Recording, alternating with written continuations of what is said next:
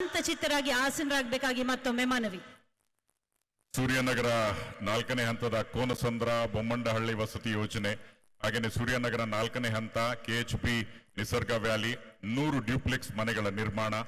ಸೂರ್ಯನಗರ 1ನೇ ಹಂತದ ಬಡಾವಣೆಯಲ್ಲಿ ಸೂರ್ಯ ಶೈನ್ ಬಹುಮಹಡಿ ವಸತಿ ಸಮುಚ್ಚಯ. ಸೂರ್ಯನಗರ 1ನೇ ಹಂತದ ಬಡಾವಣೆಯಲ್ಲಿ ಸೂರ್ಯ ಡಿವೈನ್ ಬಹುಮಹಡಿ ವಸತಿ ಸಮುಚ್ಚಯ.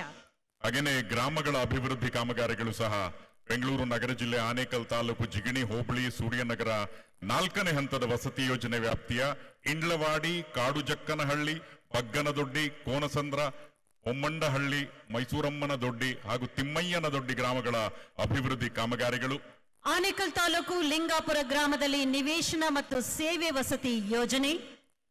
ಸೂರ್ಯನಗರ 3ನೇ ಹಂತದ ಬಡಾವಣೆಯಲ್ಲಿ ಸೂರ್ಯಕಿರಣ ಬಹುಮಹಡಿ ವಸತಿ ಸಮುಚ್ಚಯ.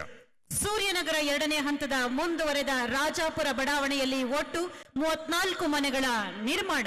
ಹೀಗೆ ಹಲವು ಹೊತ್ತು ಯೋಜನೆಗಳನ್ನ ದೀಪ ಬೆಳಗಿಸೋದ್ರ ಮೂಲಕ ಚಾಲನೆ ನೀಡಿದ್ದಾರೆ. ಆದರೆ ಈಗ ಮಾನ್ಯ ಮುಖ್ಯಮಂತ್ರಿಗಳು ಕರ್ನಾಟಕ ಗೃಹ ಮಂಡಳಿಯ ವಿವಿಧ ಯೋಜನೆಗಳ ಅಡಿಗಲ್ಲು ಅನಾವರಣ, ನಮ್ಮ ಮನೆ ಯೋಜನೆಗೆ ಚಾಲನೆ ಮತ್ತು ಈ ಲಾಟರಿ ಮೂಲಕ ನಿವೇಶನ ಹಂಚಿಕೆಗೆ ಚಾಲನೆಯನ್ನ ನೀಡಬೇಕಾಗಿ, ರಿಮೋಟ್ ಮೂಲಕ ಚಾಲನೆಯನ್ನ ನೀಡಬೇಕಾಗಿ ವಿನಂತಿ.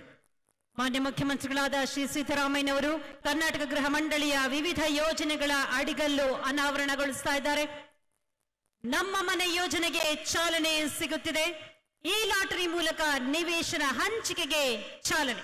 ಈಗಾಗಲೇ ಕೆಲವುದರ ಪರಿಚಯ ಮಾಡಿಕೊಟ್ವಿ. ಕೆಂಗೇರಿ ಬಂಡೇಮಠ ಬಡಾವಣೆಯ ಸರ್ವೆ ನಂಬರ್ 205ರಲ್ಲಿ ಬಹುಮಹಡಿ ವಸತಿ ಸಮುಚ್ಚಯ.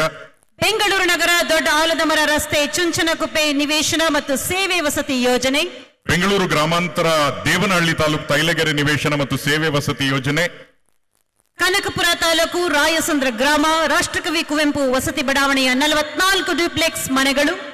ವಿಜಯಪುರ ಜಿಲ್ಲೆ ದೇವರ ಹಿಪ್ಪರಗಿ ನಿವೇಶನ ಮತ್ತು ಸೇವೆ ವಸತಿ ಯೋಜನೆ. ಸೂರ್ಯನಗರ 1ನೇ ಹಂತ ಬಡಾವಣೆಯಲ್ಲಿ ವಾಣಿಜ್ಯ ಸಂಕೀರ್ಣ ಮಲ್ಟಿಪ್ಲೆಕ್ಸ್ ಕಟ್ಟಡ ನಿರ್ಮಾಣ. ಇದೆಲ್ಲವೂ ನಿಮ್ಮೆಲ್ಲರ ಅಭ್ಯುದಯಕ್ಕಾಗಿ ಬಂಧುಗಳೇ, ಬರಲಿ ಜೋರು ಚಪ್ಪಾಳೆ.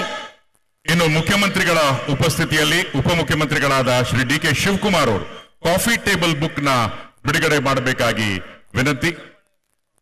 ಕಾಫಿ ಟೇಬಲ್ ಬುಕ್ ನ ಬಿಡುಗಡೆ ಬಂಧುಗಳೇ 1949ರಲ್ಲಿ